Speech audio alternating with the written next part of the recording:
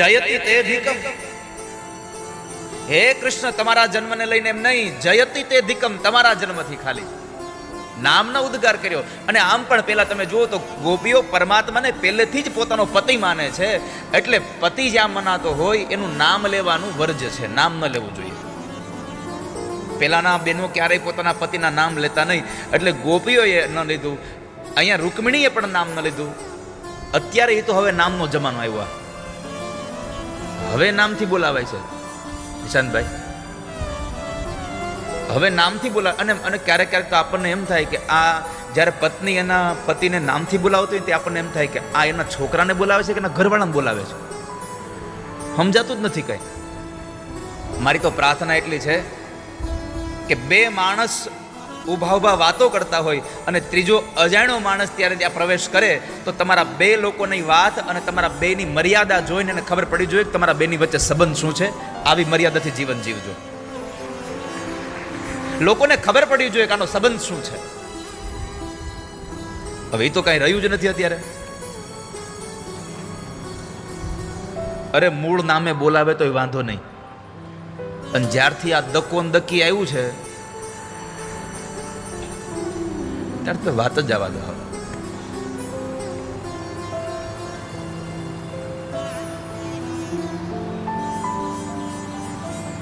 અમુક અમુકના તો આપણે નામ ક્યારેક ક્યારેક એના મોઢે સાંભળી ગયા હોય ને તો આપણે ગલુડિયાને બોલાવે છે. આમાં કોઈ હોય તો મને ખબર નથી, પણ મારી પ્રાર્થના એટલી છે કે તમે એકલા હો ત્યારે કદાચ તમે એકબીજાનો વ્યવહાર સાચવો તો વાંધો નહીં, પણ ત્રીજી વ્યક્તિ બેઠી હોય ત્યારે તમે એના પત્ની છો એવી લાગણીઓ સાથે.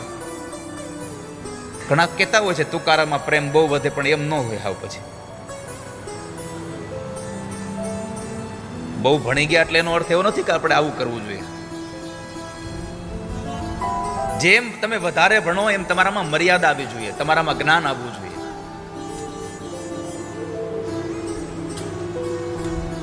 પતિ એ પરમેશ્વર છે આપણો,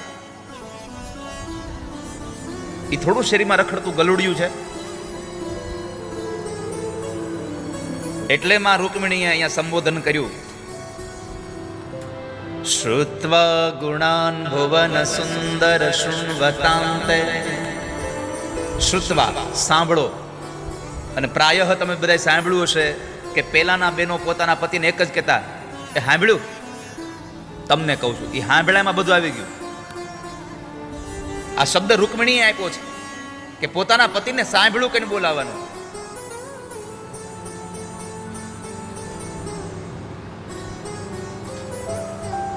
તો માં રૂકમિણી ભગવાનને પત્ર લખ્યું, શ્રુત્વા ગુણાન ભવન સુંદર શૃણવતાંતે નિર્વિશ કર્ણ વિવરેર હરતોંગતા. પ્રભુ, મારું ચિત્ત પત્ર મેં તમને સમર્પિત કર્યું છે. ત્વય્યચ્યુતા વિશતિ ચિત્તમ પત્રપમ. મેં મારું ચિત્ત રૂપી પત્ર મેં તમને સમર્પિત કર્યું છે. મારું ચિત્ત તમારામાં લાગ્યું છે.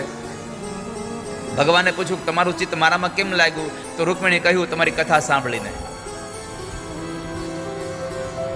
તવ કથામૃતમ તપ્ત જીવનમ.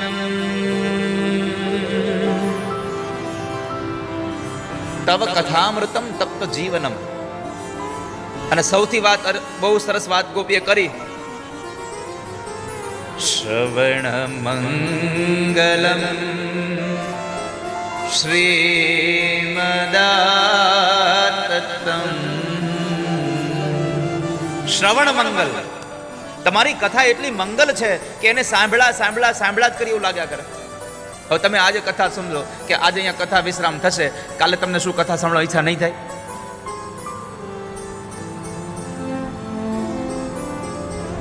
કાલે રાજુભાઈના ઘરે કોઈ મહેમાન હતા અમારે, લંડનથી આવેલા, અહીંયા કંઈક બેઠા હશે, મને ખબર નથી કે હોય તો અત્યારે.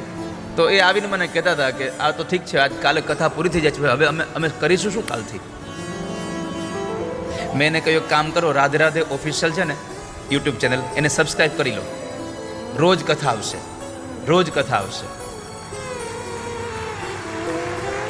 તમને બધાને પણ મારી પ્રાર્થના છે કે જો આપ મોબાઈલ વાપરતા હોવ તો, જો કે લગભગ તો મને લાગે છે રાજકોટવાળા મોબાઈલ વાપરતા જ નથી, પણ વાપરતા હોવ તો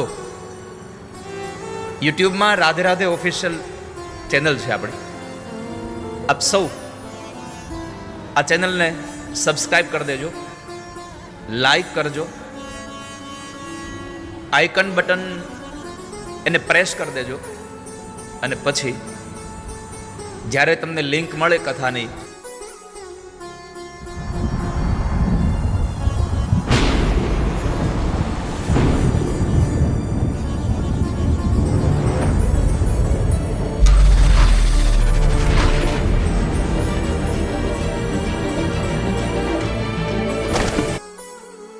તો એ કથાની લિંક, સત્સંગની લિંક તમે આગળ એને ફોરવર્ડ કરી દેજો, જેથી કરી અને આપણો સત્સંગ, ઠાકોરજીની કથા બહુ બધા લોકો સુધી પહોંચે.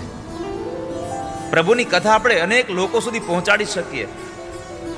એના માટે આપ સૌને પ્રાર્થના છે કે આપ મોબાઈલ વાપરતા હોવ તો આટલું કરજો. આ ચેનલનો ફાયદો કેટલો થાય આપણને. અહીંયા હજારો માણસો બેઠા છે, પણ રોજના આ કથા યુટ્યુબના બધી જ ચેનલોના માધ્યમથી મેં જોયું, અમે કાલ રાતે જ ચર્ચા થતી ભાર્ગવભાઈ સાથે, કે આ કથા રોજના માટે 3 થી 3.5 લાખ લોકો ઓનલાઈન કથા જોવે છે.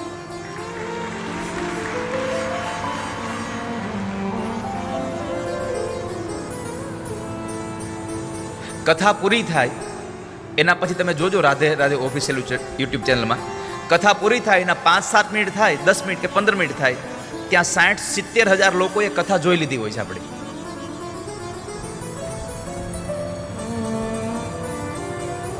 એવી જ મોક્ષ ચેનલ છે, મોક્ષ ટીવી. તો આ બધી ચેનલોનો આ એક જ માત્ર ભાવ છે કે આ કથા ઘર ઘર સુધી પહોંચે, લોકોને આ કથા મળે. એટલે તમને બધાને પ્રાર્થના છે, એમાં એમાં એમાં પૈસા નહીં માગે, ચિંતા કરતા નહીં. એ ચેનલ તમે સબસ્ક્રાઈબ કરવા જાઓ તો ત્યાં કંઈ ફોર્મ નહીં ભરવું પડે તમારે, નહીં તો લોકોને થાય કે આમાં ફોર્મ ભરવું પડશે પાછું. હા, જો ફોર્મની વાત આવી તો મને યાદ આવી ગયું. ગઈકાલે મેં એક કામ ચીંધ્યું હતું, કેટલા લોકો કરીને આવ્યા છો સાચું કહેજો. મેં ગઈકાલે તમને કામ કીધું હતું કે તમારા બધાનો મોબાઈલ નંબર, તમારું નામ, તમારું એડ્રેસ અહીંયા તથાસ્તુ વિદ્યાપીઠની જે કાર્યાલય છે ત્યાં જમા કરવાનું હતું. અને આ ન કરી શકો, કદાચ તમે લખવામાં તમે ટાઈમ તમારી પાસે ન હોય, કારણ કે તમારા જેટલું બીજી જ કોઈ નથી આ સંસારમાં. આજ સવારમાં જ એક મને સંદેશો મળ્યો, જે માણસ એમ કહે ને કે હું કામમાં હતો, એ હાવ નવરો હોય, તમારે લખી લેવાનું. જે માણસને જે કામ કરવું છે ને એ કામ માટે ગમે ત્યાંથી સમય કાઢી લે, પણ હું બહુ કામમાં હતો એટલે સમજવાનું કે હાવ નવરો હતો તો જ કામમાં હોય. તો તમારા મોબાઈલ નંબરમાં એક નંબર સેવ કરી લો. રાધે રાધે ઓફિશિયલ યુટ્યુબ ચેનલની સાથે એક નંબર છે તથાસ્તુ વિદ્યાપીઠ પરિવારનો, 999-888-2612. હાલો હાલો મોબાઈલ કાઢો, જલ્દી જલ્દી જલ્દી કરો. 999-888-2612. આ નંબર તમારે તમારા મોબાઈલમાં સેવ કરવાનો છે, અને પછી વોટ્સએપમાં જઈ અને તમારે એક મેસેજ નાખી દેવાનો છે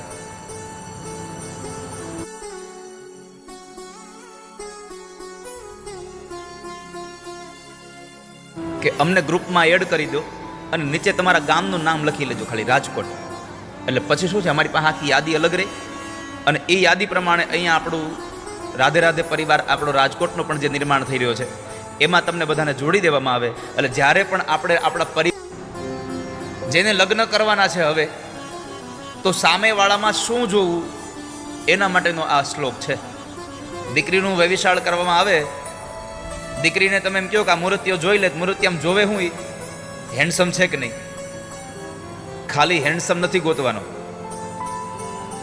વરાજો કેવો ગોતવાનો છે? તો સૌથી પહેલા કહ્યું એનું કુળ સારું હોવું જોઈએ, કુટુંબ સારું હોવું જોઈએ. પૈસા અને સંપત્તિ બહુ આખી રાખી છે આમાં. સૌથી પહેલા એનું કુટુંબ સારું હોવું જોઈએ. બીજું એનું શીલ એટલે એનું ચારિત્ર્ય અને એનું સ્વભાવ, આ બે વસ્તુ સારી હોવી જોઈએ. પૈસા અઢળક હોય, રૂપ ગમે એટલું સારું હોય, પણ જો સ્વભાવ સારો ન હોય તો રૂપ અને પૈસો તમને ક્યારે સુખમાં નહીં નાખે. માટે બીજા સ્થાને આપ્યું છે એનો સ્વભાવ.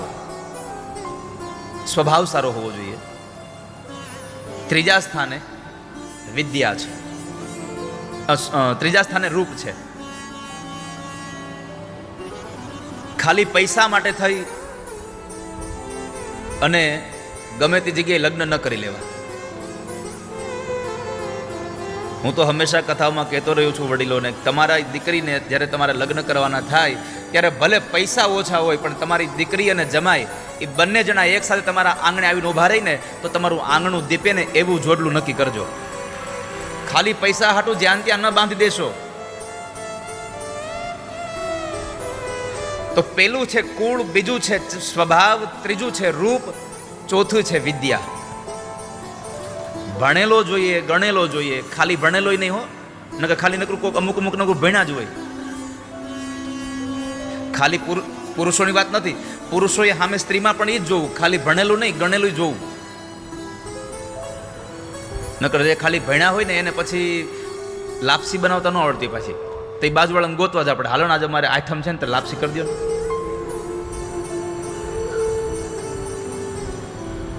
નિશાંતભાઈ કેમ પૂછ્યું? હિરેનભાઈ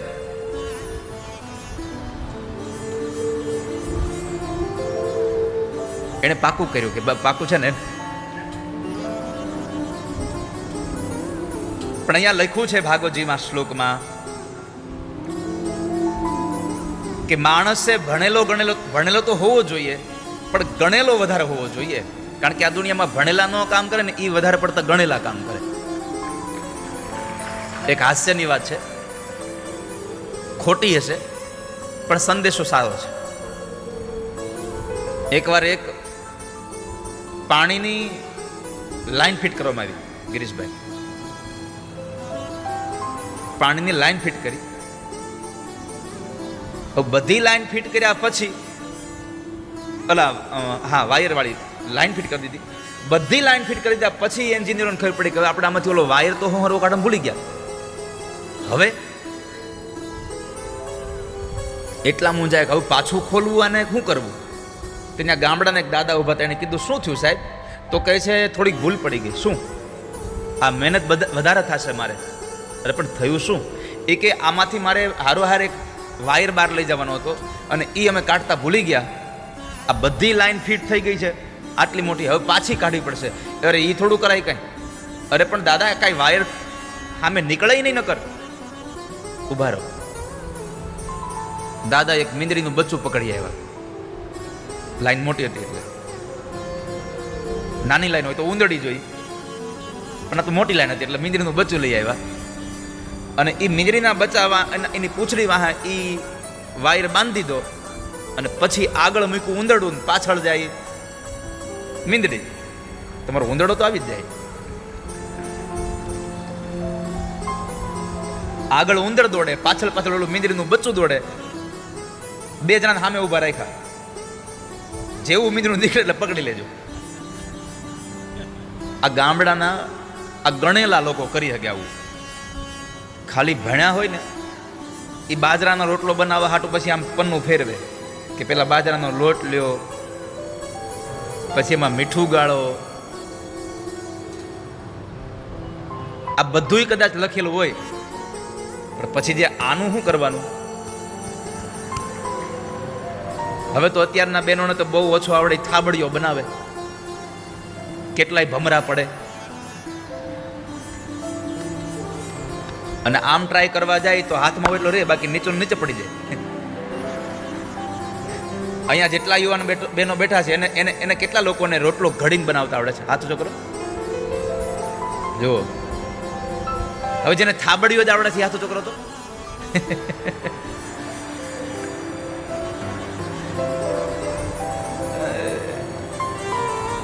એટલે અહીંયા કીધું છે વિદ્યા ભણેલો ગણેલો જોઈએ, નહીં તો ખાલી ભણેલું હોય ને. એકવાર અમે એક પધરામણીમાં ગયા અને એ પધરામણીમાં બરાબર આખું પરિવાર વેલ એજ્યુકેટેડ, આખો પરિવાર એટલો બધો સરસ આમ આમ ભણેલો ગણેલો, અને બધા પાછા હાઈ એજ્યુકેશન ભણેલા. ઘરમાં કોઈ ગુજરાતીમાં વાત ન કરે, ઘરમાં ઇંગ્લિશમાં વાત કર્યા કરે. તો અમે પધરામણીમાં ગયા એટલે એ બેન બધાને આખા પરિવારની ઓળખાણ કરાવતા હતા કે આ મારી દીકરી છે, એ આટલું ભણી છે, આ મારો દીકરો છે, એ આટલું ભણ્યો છે, મારી સૌથી મોટી દીકરી છે, એ તો બહુ જ ભણી છે, એ તો ગુજરાતી બહુ ઓછું બોલે છે, બહુ જ ભણી છે, બહુ જ ભણી છે. મેં કીધું ઓકે. તો મેં કીધું એ દેખાત નથી, એ કે શોપિંગમાં ગઈ છે. મેં કીધું ઓકે. હજી અમારી આરતી ને પ્રસાદ ને બધું થાય એની પહેલા એ દીકરી પાછી શોપિંગ કરીને આવી. એટલે તરત જ એ બેને મને કહ્યું કે આ દાદા આ અમારી મોટી દીકરી. મેં કીધું શોપિંગ કરવા ગઈ. મેં કીધું હા. તે દીકરી શાકભાજી લેવા ગઈ હતી. એ કે તમને કેમ ખબર શાકભાજી લેવા ગઈ હતી? મેં કીધું દીકરીને કયો ખાલી ભણતર કામમાં ન આવે, શાકભાજી લેવા જાય ત્યારે ટમેટા છેલ્લે લેવાય, આને પેલા લીધા. હવે પેલા ટમેટા લઈ તો શું દશા થાય, એની ઉપર પછી કોબીના દડા મૂક્યા અને ગાજર મૂક્યા અને બટેટા મૂક્યા, બધું ઉપર મૂક્યું. એને લીધા હતા ટમેટા, પણ ઘરે આવી ત્યાં રસ આવ્યો એનો. તમારે ટ્રાન્સલેટ કરવું પડશે. એટલે ખાલી ભણતર નહીં વાલા ભક્તજનો, સાથે ગણેલું હોવું જોઈએ. અત્યારની તમામ માતાઓને મારું કેવું છે કે તમારી દીકરી યુવાન થાય ને,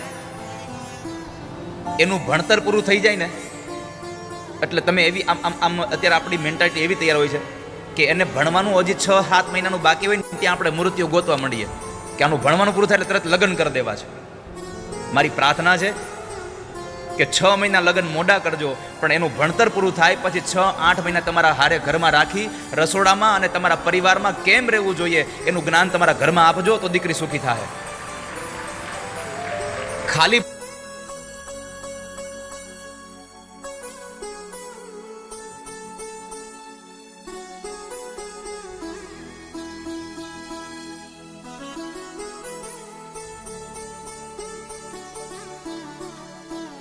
ભણાવીને સાસરે મોકલી દેશો તો સુખી નહીં થાય.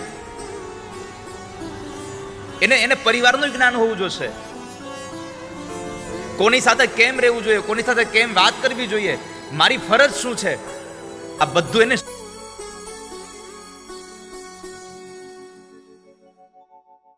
શીખડાવવું પડશે તમારે. આ સ્કૂલમાં નથી શીખડાવતા કે સસરા હારે આવો વ્યવહાર હોવો જોઈએ, સાસુ હારે આવો વ્યવહાર હોવો જોઈએ. આ બધું ઘરમાં થાય છે. અને દીકરી, તમારી દીકરી એના સાસરે જઈ અને એના સાસુ, એના સસરા હારે, એના પરિવારના લોકો સાથે સારો વ્યવહાર કરે, આવું તમે ઈચ્છતા હોવ તો મારી તમને પ્રાર્થના છે, તમારા ઘરમાં તમે વ્યવહાર સારો કરજો. કારણ કે જેવું જોવે એવું બધા દીકરાઓ કરે છે. આ સંસારમાં ક્યારેય તમે જુઓ સારું સારું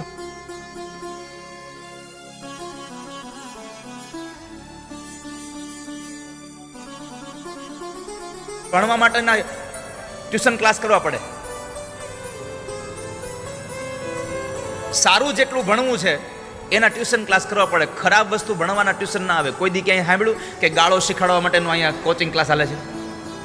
એ આપણે ઘરમાં બોલીએ કોઈક એટલે દીકરાઓ બોલે, સંતાનો બોલે છે. કથાઓનું માધ્યમ આ છે.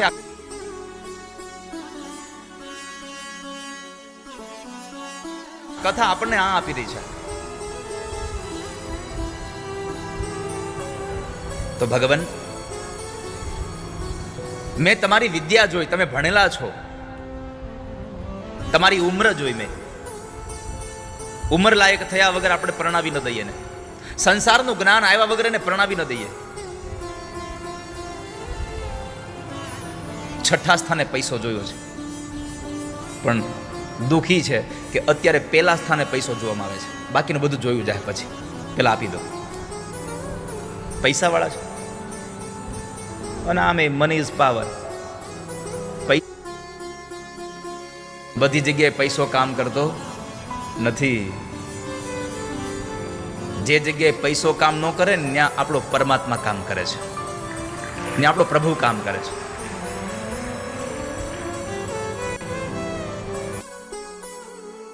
આ કોરોનામાં પૈસા ક્યાં કામ આવ્યા?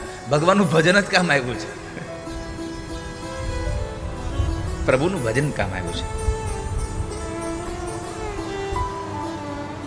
તો રૂકમિણીજીએ ભગવાનને પત્ર લખ્યો કે મેં તમને પતિ માન્યા છે, શિશુપાલ મારને પરણવા માટે આવી ગયો છે, પણ મેં નક્કી કર્યું છે કે મારો હાથ હું શિશુપાલને નહીં આપું.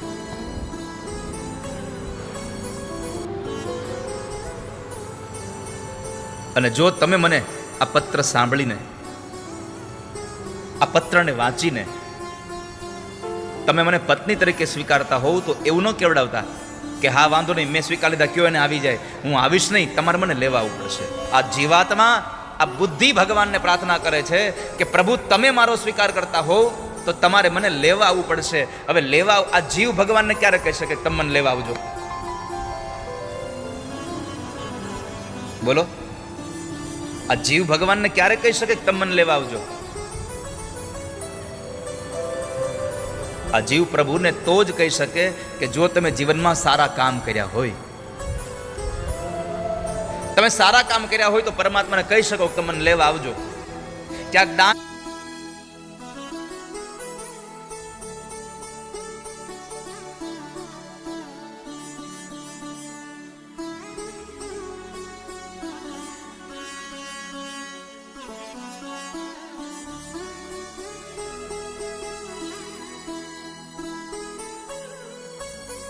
પુણ્ય કર્યા હોય એટલે માં રૂકમણીએ કહ્યું પૂર્તેષ્ટ દત્ત નિયમ વ્રત દેવ વિપ્ર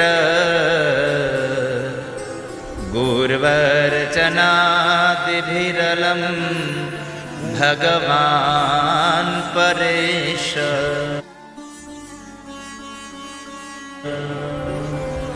આરાધિતો યદિ ગદા ગ્રજયેત્ય પાણી ગૃહણા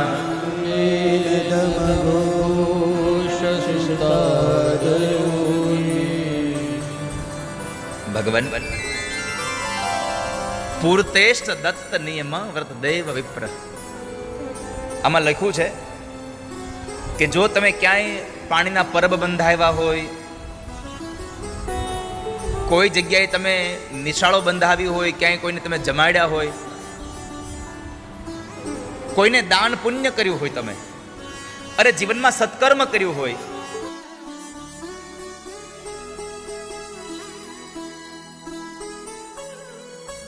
ભગવાનના નામની માળા ફેરવી હોય, તો તમે પરમાત્માને કહી શકો કે ઠાકોરજી તમે મને લેવા આવજો.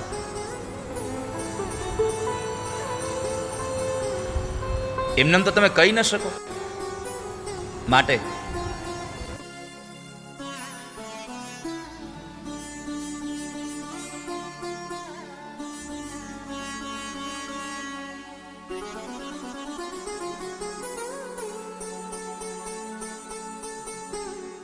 આ એક અવતાર એવો છે જેમાં તમે ભગવાનના નામનું કીર્તન કરી શકો, તમારા પાસે રહેલી સંપત્તિમાંથી યથોચિત સંપત્તિ તમે દાન પુણ્ય કરી શકો છો.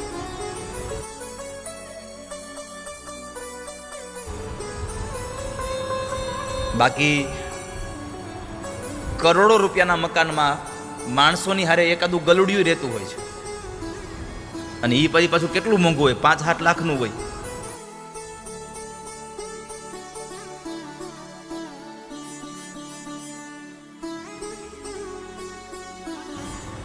અને માણસ જેટલા મોંઘા હાબુથી નો ના એટલા વધારે મોંઘા હાબુથી ઈ નાતું હોય. છોકરાને જેટલી પપ્પી ન કરે એટલી તો કૂતરાનું પપ્યું કરે. એ કૂતરું ક્યાં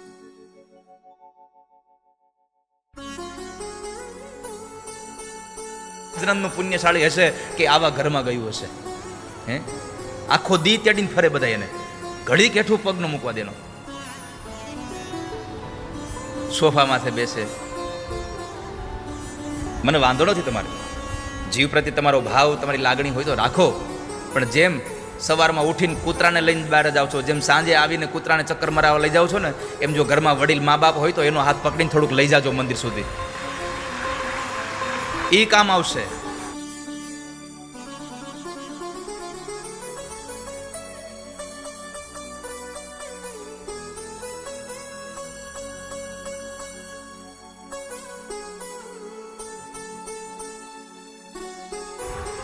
એ તમારા પ્રત્યેની લાગણી કોઈકને પ્રગટ થશે. તમે કૂતરાને લઈને જાશો એમાં તમારી મોટાઈ નહીં થાય, પણ તમારા મા બાપનો હાથ પકડીને મંદિરે જાશો તો લોકો કહેશે કે ના, દીકરો સારો છે કે મા બાપને મંદિરે લઈ જાય છે.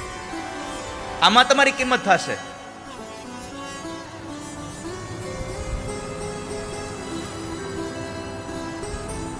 તો સત્કર્મ કરવા માટે આ મનુષ્ય જીવન, આ શરીર, આ શરીર એ ધર્મ માટેનું મૂળ સાધન છે. શરીર ખલું ધર્મ સાધન. આ શરીર છે એ જ મૂળ સાધન છે ધર્મ કરવા માટે.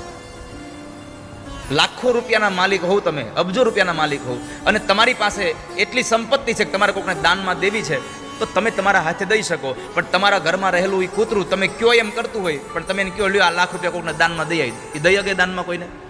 એ ન આપી શકે દાન, કારણ કે એની વૃત્તિમાં જ નથી આવતું.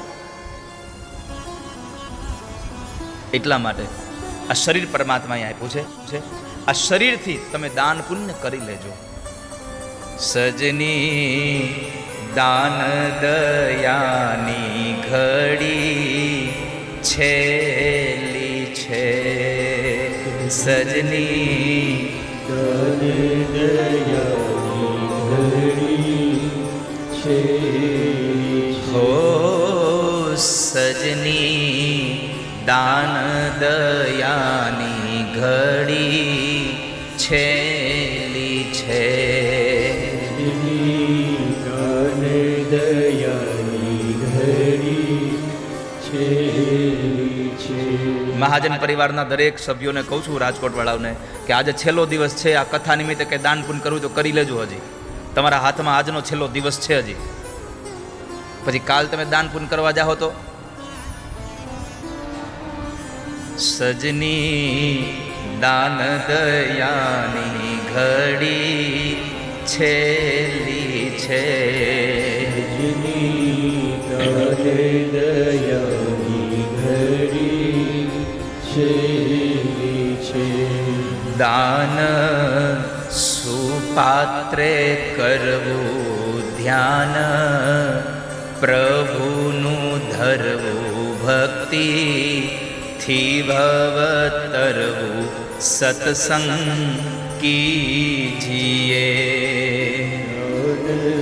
સુપાત્રે કરવું ધ્યાન, પ્રભુનું ધરવું ભક્તિથી ભવતરવું સત્સંગ કીજીએ.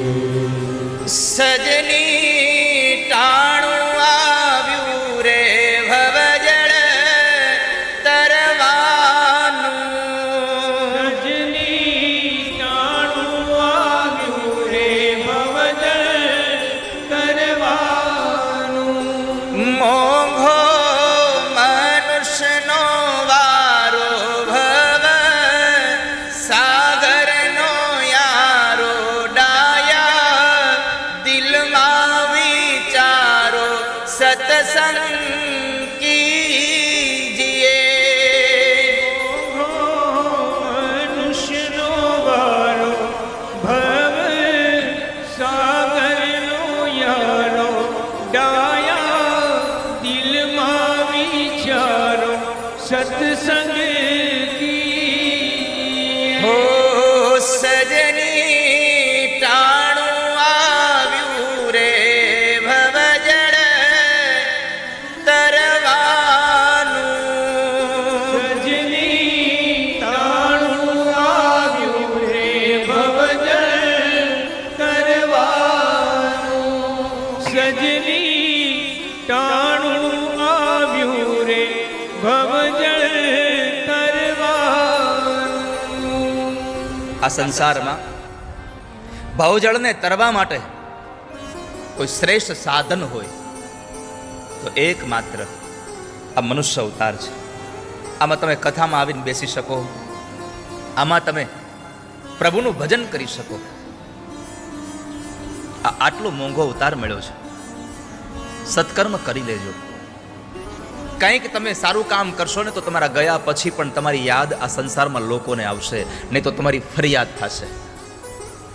લોકો આપણા ગયા પછી ફરિયાદ નહીં, ફરી યાદ કરે એવું જીવન જીવીને જાજો વાલા ભક્તજનો. કે ફલાણા ભાઈ હતા તો સારા હતા. હું ઘણી વખત કહું રાજુભાઈ કે ભાગવતની વ્યાસપીઠથી હું કથા કરતો હતો અને ઠાકોરજીની કૃપાએ આ કથાનો દોર તો આમ જ ચાલુ રહેતો હતો. દર વર્ષે 30, 35, 40 આટલી કથાઓ દર વર્ષે હોય. એક કથા માટે 8 દિવસ જોઈએ. 40 કથા હોય તો કેટલા દિવસ થાય? ગણો. 8 ચોક 32, 320. 365 દિવસમાંથી 320 દિવસ તો ઠાકોરજીની કથા ગાવા મળે છે.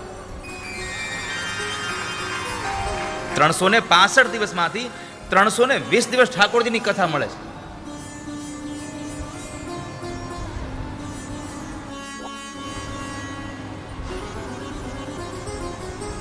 તો આ કથા તો ઠાકોરજીની દયાથી ચાલતી જ હતી. આ તો સેવા હાલતી જ હતી.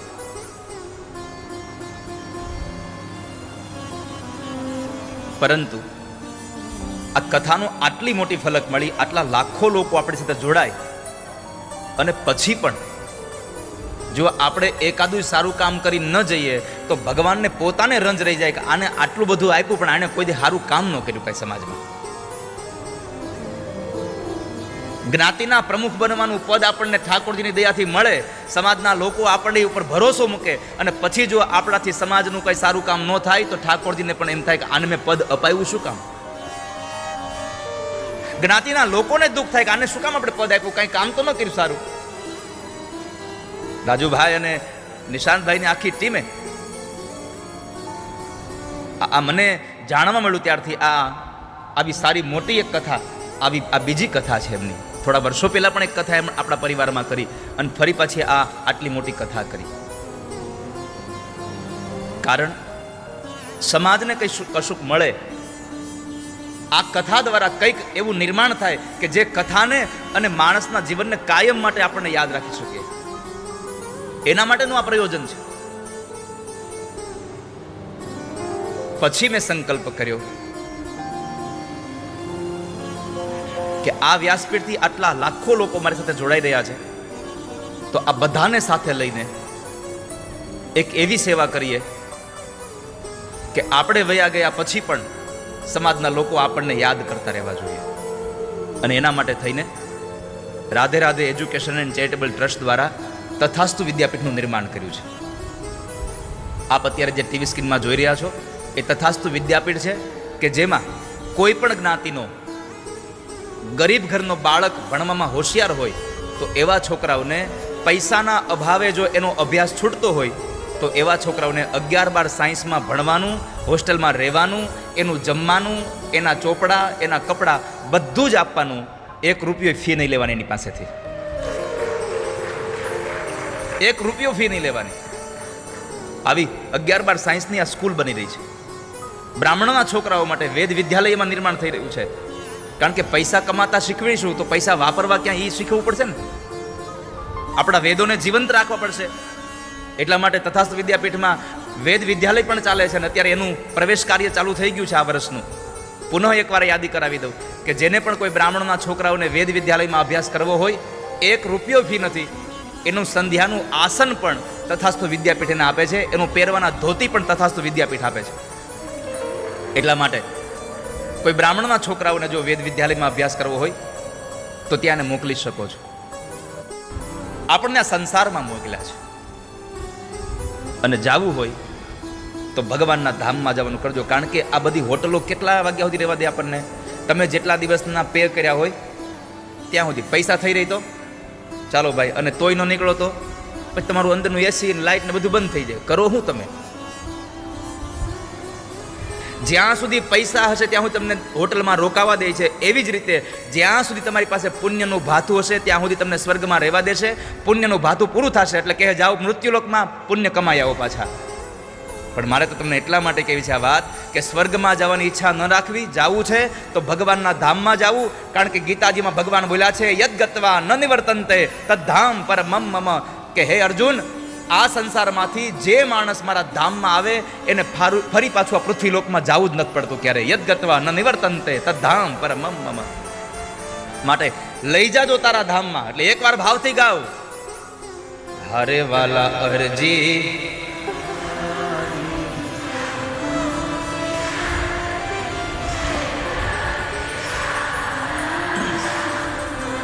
હરે વાલા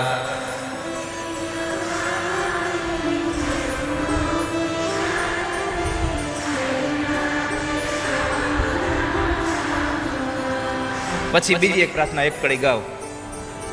ભગવાન પાસે પ્રાર્થના કરવા જાવી ને ત્યારે એવું ન કહેવાય ઠાકોરજી મને પૈસા આપો, આમ છે તેમ છે બધું આપો, કાંઈ નહીં કહેવાનું. એક જ વાત કહેવાની, સમય મારો સાધજે વાલા, કરું હું કાલા વાલા, સમય મારો સાધજે વાલા, કરું હું તો કાલા.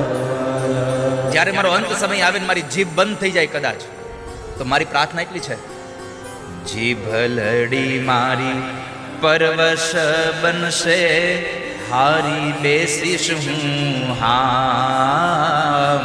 જીભ લડી મારી પરવશ બનશે, હારી બેસીશ હામ. એવે સમય મારા અલબેલાજી, એવે સમય મારા અલબેલાજી, મુખે રાખજે તારું નામ. સમય મારો સાધજે વાલા, કરું તો કાલા. ઓ સમય મારો સાધજે વાલા, કરું હું તો કાલા વાલા. સમય મારો સાધજે વાલા, કરું હું તો કાલા. અંત સમય મારો આવે ઠાકોરજી ત્યારે મારા ઉપર એકલી કૃપા કરજો કે મારી જીભ તમારા ગીત ગાય. ત્વામેવ યાચે મમ દેહી જીહવે, સમાગતે દંડધરે કૃતાંતે, વક્તવ્યમેવં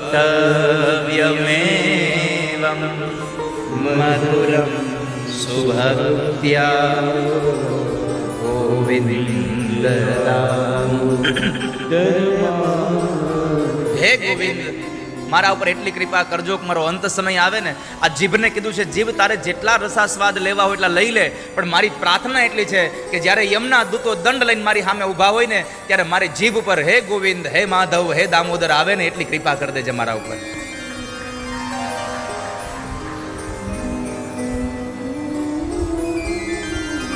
નહીં તો જીવ જવાનું હોય ને તોય માણસ ભગવાનનું નામ તો નો જ લે, જેને સંસારમાં જ વાસના પડી હોય.